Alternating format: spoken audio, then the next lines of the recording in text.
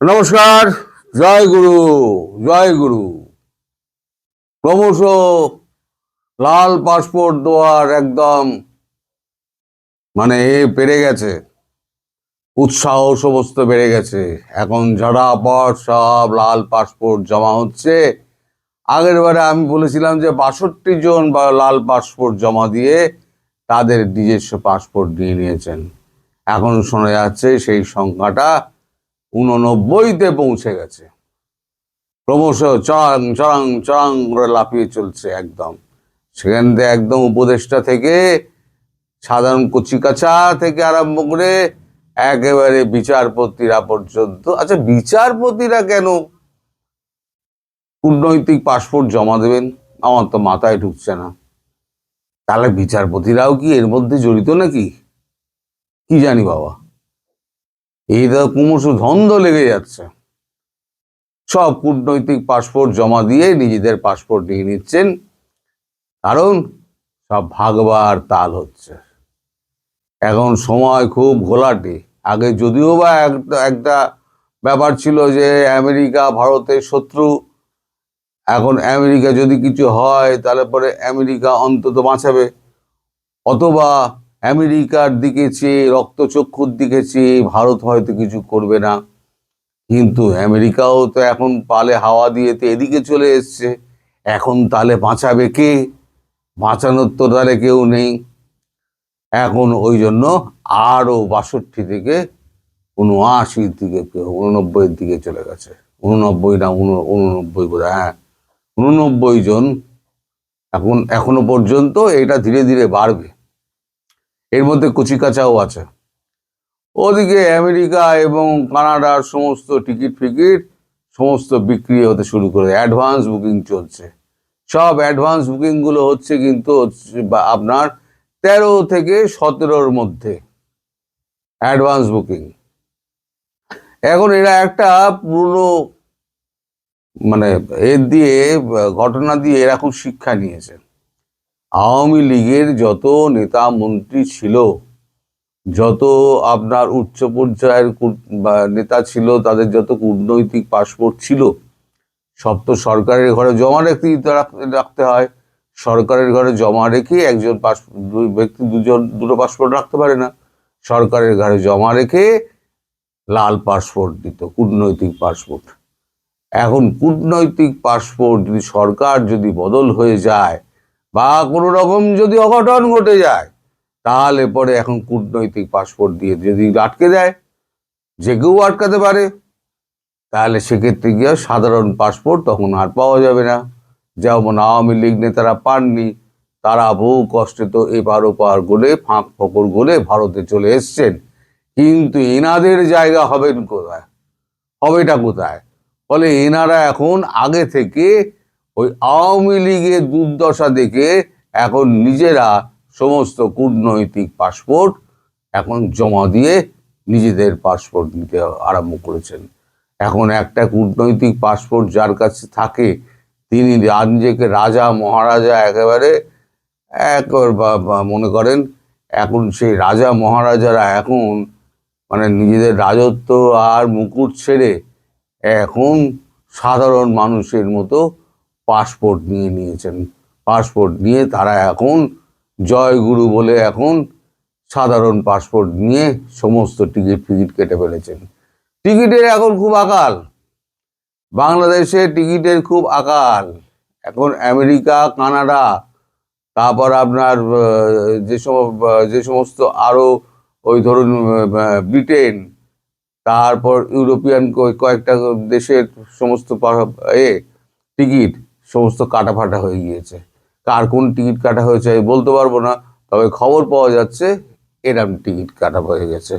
সব থেকে ভেজালে যে যিনি পড়েছেন তিনি হচ্ছেন আমাদের ডক্টর মোহাম্মদ ইউনূস। ইউনূস মিয়ার এখন চারদিকে বিপদ। ইউনূস মিয়ার ঘটনাটা আপনারা একটু বলি। এই বড় মজার ঘটনা। ইউনূস মিয়াকে বসিয়েছিলেন কে? জো বাইডেন অ্যান্ড কোম্পানি এবং সঙ্গে হিলারি ক্লিন্টন। মোটামুটি ব্যাপারটা হচ্ছে এই আপনার ডেমোক্রেটিক যারা ছিল তারাই এই সমস্ত ডিপ স্টেটকে দিয়ে বসিয়েছিল। এখন যতদিন ভারতের সঙ্গে এই গন্ডগোলটা চলেছে, রিপাবলিকান আমাদের মালিক আর ট্রাম্প বাবুর সঙ্গে এখন যে গন্ডগোলটা চলছিল, তাতে অনেক মেরামতির কাজকর্ম, শুরুর মেরামতির কাজকর্মটা শুরু করে হচ্ছে আমাদের যিনি বিদেশমন্ত্রী Marco Rubio, JD Vance, Congress এবং রিপাবলিকান। এটা আমি বহুদিন আগে থেকে আপনাদের বলে আসছি যে এরাই প্রথম সম্পর্ক স্থাপনের চেষ্টা করে। তারপরে এরা ট্রাম্পকে প্রচণ্ড বোঝায় এবং রিপাবলিকান দলের মধ্যে যখন এই বিক্ষোভ শুরু হয়, নানান রকম ঘটনার পরিপ্রেক্ষিতে, যে দেশের একেবারে মূল্য বৃদ্ধি ঘটছে, একবারে দেশে খাদ্য সমস্যা একেবারে মানে চূড়ান্ত মূল্য বৃদ্ধি ঘটছে, খাদ্য সমস্যা নেই, খাদ্য সমস্যার টান দেখা দিয়েছে। এরভাবে চলতে থাকলে আমি বলেছিলাম আগামী 3 মাসের মধ্যে একবারে আমেরিকায় কিন্তু খাদ্যের অভাব দেখা দেবে। তখন ট্রাম্প বাবুকে বাধ্য হয়ে মালিককে এসে গোত্তা মারতে হয়েছে নরেন্দ্র মোদীর কাছে। এখন নরেন্দ্র মোদী কিন্তু সেই দুখানা জায়গা কিন্তু খোলেননি, একটা হচ্ছে মিল্ক সেক্টর আর একটা হচ্ছে আপনার এগ্রিকালচার সেক্টর। এটা বাদে এখন নিজে থেকেই তিনি ঘোষণা করে দিয়েছেন একটা পুনালাপ হয়ে যাওয়ার পরে যে আমরা একেবারে 50% থেকে 15%-এ নামিয়ে আনলাম, এই 18%-এ নামিয়ে আনলাম, এবং সঙ্গে সঙ্গে যা কিছু করার মানে অন্যান্য মানে সুযোগ সুবিধাগুলো যেগুলো দেওয়ার সেগুলো আমরা দিয়ে দেবো উনি। তার সঙ্গে উনি টুইট করে একটা জানিয়েছেন যে রাশিয়া থেকে তেল বন্ধ করে দেবে, তেল বন্ধ করে দেওয়া হবে, এবং কি বলে ভেনেজুয়েলা থেকে ভারত তেল কিনবে বলেছে নিজের মনের মতো করে। 500 billion, 500 billion is a huge amount, huge amount. 500 বিলিয়নের একটা চুক্তি ভারত করবে, এই করে তো নিজে একটা পোস্ট করেছেন। কালকে আমি সেই পোস্টটা আপনাদেরকে দিয়ে দিয়েছিলাম।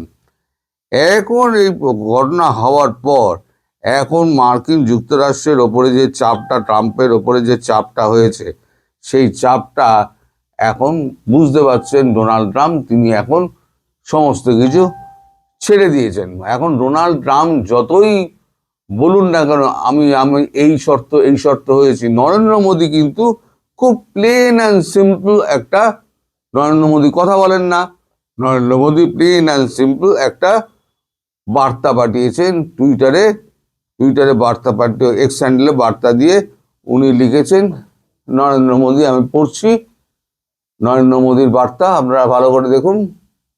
নরেন্দ্র মোদী তিনি লিখছেন, wonderful to speak with my dear friend president Donald Trump today.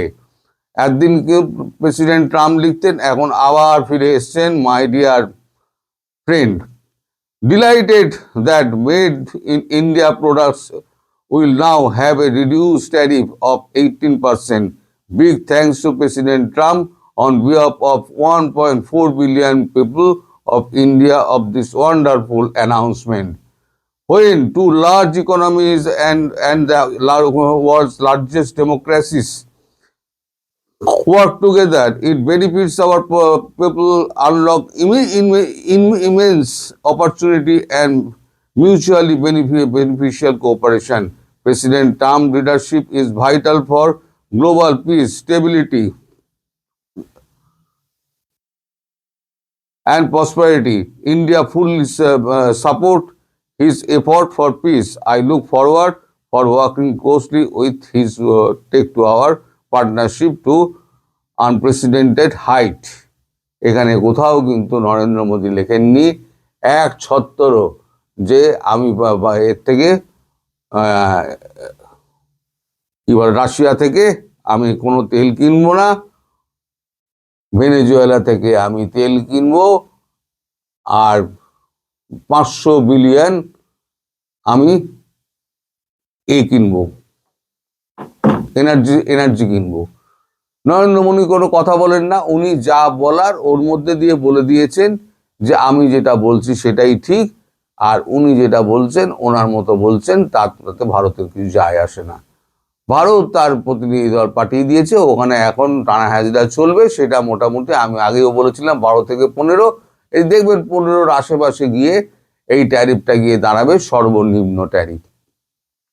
এখন তার সঙ্গে কিন্তু একটা শর্ত ছিল, তার সঙ্গে একটা শর্ত আমি আপনাদের বরাবরই বলেছিলাম যে ইউনূসকে ছাড়া যাবে না এখান থেকে, ইউনূস এখানেই থাকবে।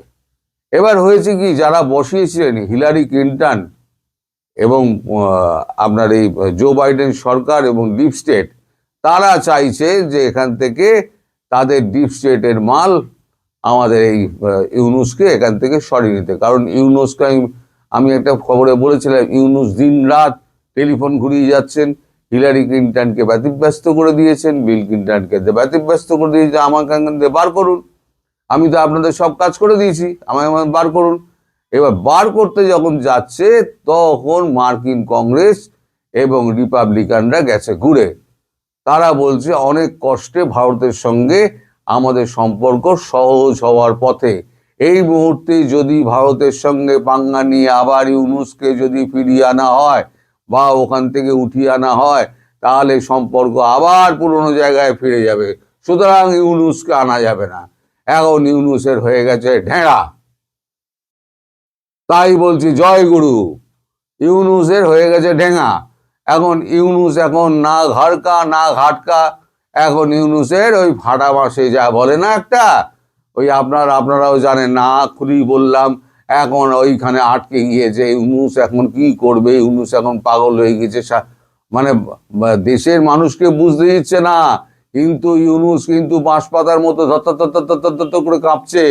ইউনূস যখন তখন জানে যে এইখানে যদি হ্যাঁ না ভোটে কোনো গন্ডগোল হয়, অথবা যদি কোনো দাঙ্গা ফাঙ্গা হয় ভোটের সময় বা ভোটের পরে, তাহলে কিন্তু আমার পিঠের চামড়াটি যাবে, যমুনার মধ্যে মানুষ ঢুকে আমাকে টেনে হিঁচড়ে ওই বঙ্গভবনে যা হয়েছিল, কোথায় যা হাসিনার ওইখানে যা হয়েছিল, সেই ঘটনা যমুনাতেও হতে পারে।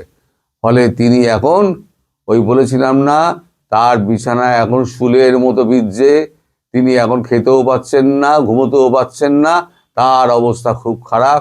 সুতরাং আপনাদের এই যে যাকে বলতেন আপনারা স্যার আমাদের 1000 বছর হায়াত পান, এখন লেখেন না কেন 1000 বছর হায়াত পান, লিখুন এখন 1000 বছর স্যার হায়াত পান। স্যার 1000 বছর কত পাবেন কিনা যায় না, 100 বছর পেলেও জানবো অনেক পেয়েছেন। ভাই ইউনূস এখন ফাটা মাসে আটকে গিয়েছেন, ইউনূস এখন বেরোতে পারছেন না।